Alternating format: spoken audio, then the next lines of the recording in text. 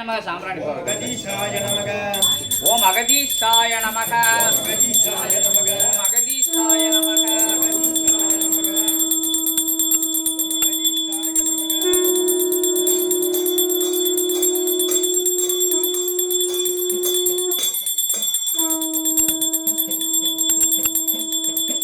ஓம் சரவண பவாய ஓம் சரவண பவாய ஓம் நமோ நாராயணாய ஓம் நமோ நாராயணாய ஓம் வாழை சித்த தேவாய நமக ஓம் வாழை சித்த தேவாய நமக ஓம் அகதீஷாய நமக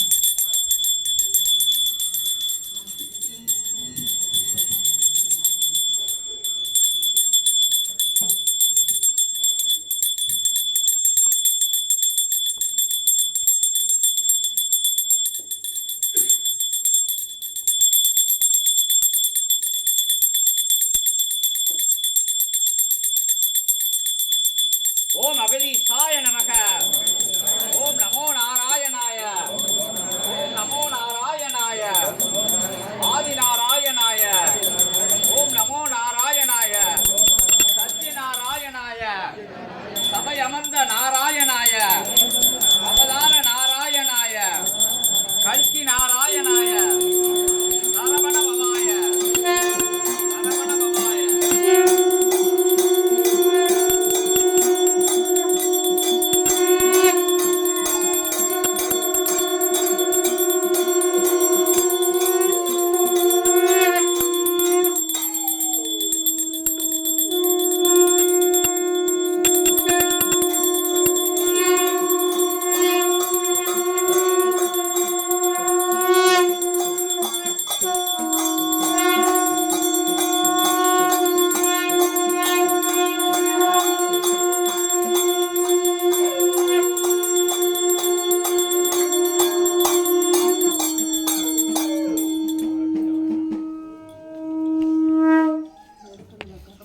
அதாவது கல்கி அவதாரம்னு சொல்லுதோம்ல அதனோட நிலையா சத்யநாராயண அவதாரம் வந்து தங்கிடுச்சு 48 நாள்னு சொன்னாங்க. இப்போ வந்து நீண்ட நெடுங்காலமாக இருக்க போகுதுன்னு அகத்திய பெருமான் சொல்லிட்டாரு. அதனால தான் இன்னைக்கு சஷ்டி அன்னைக்கு நாராயணனோட நாம ஏன் ஒழிக்காங்க அப்படின்னா இன்னைக்கு அந்த கல்கி அவதாரத்தோட பணியை செய்யறதுக்கு உண்டான தருணங்கள் வந்துருச்சு. அதனால் சத்ய நாராயணனா வந்து சபையில் அமர்ந்துட்டாரு. இதுக்கு முன்னாடி நாராயண ஆற்றல் இருந்தது. இப்போ வந்து இயல்புலன்னு சொல்லுவாங்க, அதாவது உயர் ஆற்றலோட வந்து அதோட பணியை தொடங்க ஆரம்பிச்சிருச்சு. சபை வளரதான் யுகம் மாற்றம். சபை அங்கங்கே கிளை சபைகள் அமைச்சு இல் சபைகள் ரொம்ப வரையில் ஒவ்வொரு இல் சபைகளும் 10 பேரை 15 பேரை 20 குடும்பங்களை 50 குடும்பங்களைன்னு சேர்க்கையில் காலப்போக்கில் 1 வருஷத்தில் 2 வருஷத்தில் கிடையாது. யுகம் எப்படின்னா படிப்படியாக மாறும். திருப்பி இது வந்து ஒரு பெரிய புரட்சியை ஏற்படுத்தும். ஏன்னா மனுஷனுக்குள்ளே தான் எல்லா விஷயங்களும் இருக்குது, வெளியில் உள்ள விஷயங்கள்ல இல்லை. உனக்குள்ளே நீ மாறும்போது, நீ 10 பேரை மாற்றும்போது யுகம் மாறிடும். அந்த விஷயத்தை தான் இப்போ சித்தர்கள் சொல்ல வராங்க. அது மனுஷங்களை வச்சு தான் செய்ய முடியும். ஒவ்வொரு இப்போ வேற லோகங்களில் தேவதைகளை வச்சு அந்த தேவ கணங்களை வச்சு செய்வாங்க. இங்கே வந்து மனுஷங்க தானே வசிக்காங்க பூலோகத்தில். அவங்க தானே எல்லாம் செய்தாங்க. அவங்க தானே எல்லாம் சாக்கடையை விடதும் அவங்க தான், சந்தனத்தை விடதும் அவங்க தான், எல்லா நிலையிலும் செய்யது அவங்க தான். எல்லா நிலையிலும் செய்ய வைக்காங்க, செய்யுதாங்க, செய்ய தூண்டுதாங்க. நம்ம தான் எல்லாத்தையும் செய்தோம். அப்போ வந்து நம்ம சரியாக இருக்கல எல்லாம் சரியாயிடும், நம்ம அமைதியாக இருக்கல எல்லாம் அமைதியாகும். அந்த அந்த விஷயத்தான் இப்போ தேவர்கள் சித்தர்கள் வந்து இது எத்தனை தடவை சொன்னாலும் வந்து அவங்க வந்து பணியாக எடுத்து செய்ய ஆரம்பிச்சிட்டாங்க. யுகத்தை மாற்றதுக்கு யுகம் மாறிடுச்சின்னு சொல்லுதாங்க. அதாவது கலியுகத்துக்குள்ள திருந்தவங்களாம் கலியுகத்துக்குள்ளே வந்துட்டாங்க. உகந்தாவாதம் பேசிக்கிட்டு ஏட்டிக்கு கூட்டி பேசிக்கிட்டு நான் அப்படி தான் செய்வேன், நான் இப்படி தான் செய்வேன், எனக்கு மட்டும் என் கடவுள் இப்படி தண்டனை கொடுக்காரு, அப்போ கடவுள் இல்லை, ஏன் நீ செஞ்சது ஆண்டா நீ அனுபவிக்கன்னு சொன்னால் எவனும் கேட்க மாட்டேங்க. கடவுளுக்கும் நமக்கும் சம்மந்தமே கிடையாது. நம்ம தான் கடவுள். நம்மளுக்கு கடவுள் தன்மையை மறந்துட்டோம், அதான் மேட்டர். நம்ம கடவுளுங்கிறத நம்ம மறந்து போயிட்டோம். நம்ம பஞ்ச இந்திரியங்கள் போடுற காட்சிகளுக்காகவும் அது தேடுதலுக்காகவும் ஆசைகளை வளர்த்துக்கிட்டு அதன் பின்னாடி அலைஞ்சு நான்கிற ஒரு அகத்தோடு அலைஞ்சதுனால இறைவன் நமக்குள்ளே இருக்காது, வெளிப்பட முடிய மாட்டேங்குது. குப்பையாக போட்டு மூணா என்ன செய்ய முடியும்? ஒரு நல்ல ஜோதி எரிஞ்சுக்கிட்டு கீழே போய் அழுக்கு குப்பையாக போட்டு போகுதுன்னா புகை வெளியே வந்து பார்க்கும், முட்டி முட்டி பார்க்கும். ஆனால் உள்ளுக்குள்ளே அந்த அனல் எரிஞ்சுக்கிட்டே இருக்கும், பைய எரிஞ்சுக்கிட்டு இருக்கும். குப்பை கூலங்கள் சாக்கடையெல்லாம் போட்டு மண்டி வச்சுட்டான்னா பஞ்ச இந்திரியங்களை வச்சு காமக்ரோத லோகமதமாச்சு அந்த புகை கூட வெளியே வராது, திணறி போய் நிற்கும். அதை எடுத்து விடுற பணி தான் சித்தசபை செய்யுது. சித்தசபை மனுஷன் சொன்னா கேட்பாங்களா எவனாச்சும்? அதுக்கு தான் ஆதி கையிலாய சிவசூட்சமன் ஒழுங்காத ஆயுதம். இத்தனை ஆற்றல்கள் இத்தனை கணங்கள் வேலை வாக்கு லேசாக நம்ம வார்த்தைகள் சொல்லையில் உங்களுக்கு 1000 வார்த்தைகள் சொல்லையில் ஒரு வார்த்தை தான் போகும் கலியுகத்தில் ஒரு மனுஷனுக்குள்ள. அவ்வளவு வக்ரமானது மனசு. என்ன இவன் என்ன சொன்னது, இவன் என்ன சொன்னது, இவன் என்ன கேட்குறது, இவங்க என்ன சொல்லுது, எவன் சொன்னாலும் நல்லதை சொன்னால் கேட்டுக்கணும். அங்கே போகாதையா பள்ளம் இருக்குன்னா கேட்டால் தானே. இவன் சொன்னால் என்னது, நம்ம இருக்குன்னு நடந்தான்னா பள்ளத்துக்குள்ளே போய் விழுந்து கிடக்கணும். அதான் முன்னோர்கள் மூத்தோர்கள் எல்லாம் சொல்லி வச்சுருக்காங்க, மகான்கள்லாம் சொல்லி பார்த்தாங்க. யுகத்தை திருத்த முடியல. இப்போ நேராக கடவுள் வந்து நேராக மனுஷங்க ரூபத்தில் வந்து பேச ஆரம்பிச்சிட்டாங்க. அதுதான் யுக மாற்றத்துக்கு உண்டான தொடக்கம். அது இந்த எல்லையில் தொடங்குது.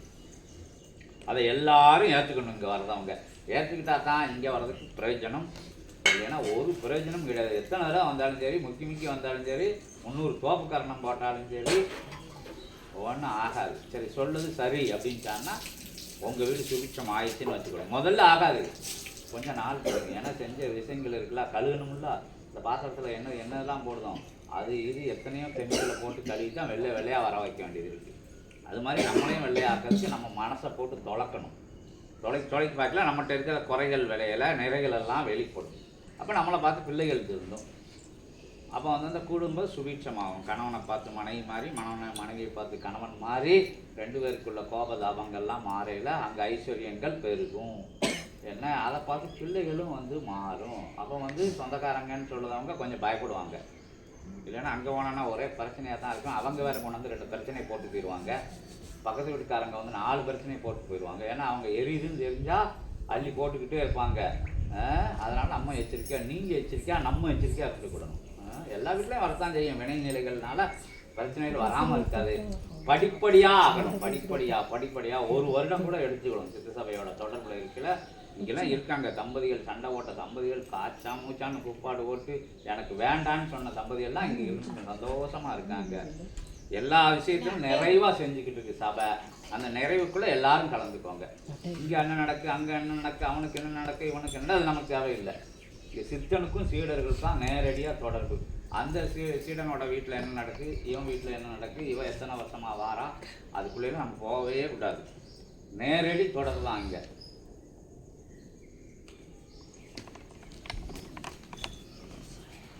ஓம் அகதீஷாய நமக. அபிஷேகத்தில் உங்கள் கவனம் வரையில அபிஷேகத்துக்குள்ள பிரபஞ்ச ஆற்றல் இருக்கும். அப்போ உங்களுக்கு உள்ள நம்மளுக்குள்ள இருக்கும்ல அந்த தீவினைகள், அந்த வேற்று மாற்று ஆற்றல்கள், அடுத்தவங்களோட திருஷ்டி நிலைகள்லாம் இந்த அபிஷேகத்தை பார்க்கல இங்கே பிரபஞ்ச ஆற்றல் ஃபுல்லாக இதுக்குள்ளே வந்து எங்கே ஆற்றலை வெளியே விடுறேன்னு காத்துக்கிட்டு இருப்பாங்க. அப்போ வந்து அதை அந்த நேரத்தில் ஒத்து நீங்கள் பார்க்கல உங்களுக்குள்ளே உள்ள ஆற்றல் அங்கே போகும். அங்கே உள்ள ஆற்றல் உங்களுக்குள்ளே வந்துடும். அங்கே போகிற கெட்ட ஆற்றல்லாம் அது பிரபஞ்சத்துக்கு எடுத்து விட்டுரும். அங்கேருந்து நல்ல விஷயங்கள் உங்களுக்குள்ளே தங்கிக்கிடும். அதுதான் இங்கே அபிஷேகத்தோட கான்செப்ட். ஓம் அகதீஷாய நமக. ஓம் அகதீஷாய நமக. ஓம் அகதீஷாய நமக. ஓம் அகதீஷாய நமக.